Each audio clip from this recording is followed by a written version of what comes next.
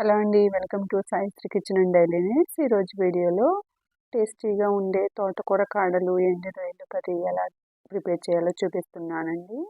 తోటకూర కొన్నప్పుడు ఒక్కొక్కసారి కాడలు ఉండే తోటకూర తీసుకుంటాం కదండి. కాడలు పడేయకుండా నేను చూపిస్తున్నట్టుగా కర్రీని చేసి పెట్టండి, చాలా ఇష్టంగా తింటారు. ఇక లేట్ చేయకుండా వీడియోలోకి వెళ్ళిపోదాం రండి. స్టవ్ వెలిగించి బాణలి పెట్టి 4 టేబుల్ స్పూన్స్ ఆయిల్ని వేయండి. ఆయిల్ వేడైన తర్వాత 4 మీడియం సైజు ఉల్లిపాయలను శుభ్రంగా కడిగి చిన్న ముక్కలుగా కట్ చేస్తే ఇవి నాకు 2 టీ గ్లాసులు అయ్యాయండి. వీటిని ఆయిల్లో వేసుకోవాలి. 3 పచ్చిమిర్చిని చిలికలుగా చేసి వేసుకోవాలి.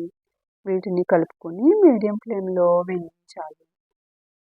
ఉల్లిపాయ ముక్కలు ఇలా వేగిన తర్వాత దీనిలో శుభ్రంగా కడిగి చిన్న ముక్కలుగా కట్ చేసుకున్న 1 టీ గ్లాస్ తోటకూర కాడలను వేసుకోవాలి.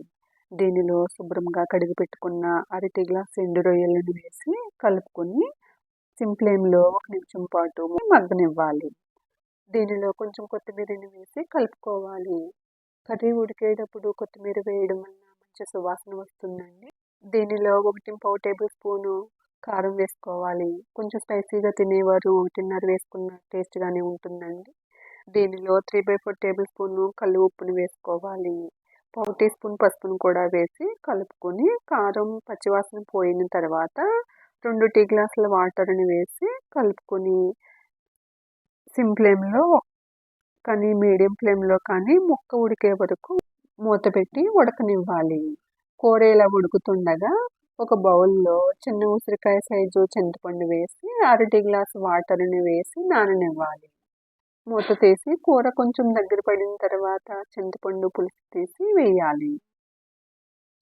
చింతపండు పులుసు వేసిన తర్వాత కర్రీ అంతా కలిసేటట్టు కలుపుకొని మూత పెట్టి హై ఫ్లేమ్లో ఉడకనివ్వాలి. 2-3 నిమిషాలు హైలో ఉడికిన తర్వాత కర్రీ ఇలా వేడిలో చూపిస్తున్నట్టుగా దగ్గర పడుతుందండి. ఈ టైంలో స్టవ్ ఆఫ్ చేయాలి. దీనిలో కొత్తిమీర చల్లి బౌల్లోకి తీసుకుంటే ఎంతో టేస్టీగా ఉండే తోటకూర కాడలు ఎండు రొయ్యల కర్రీ రెడీ. ఇలాంటి మరిన్ని వీడియోస్ కోసం నా ఛానల్ని సబ్స్క్రైబ్ చేయడం మర్చిపోకండి. వీడియో నచ్చినట్టయితే లైక్ చేయండి, షేర్ చేయండి. Thank you all.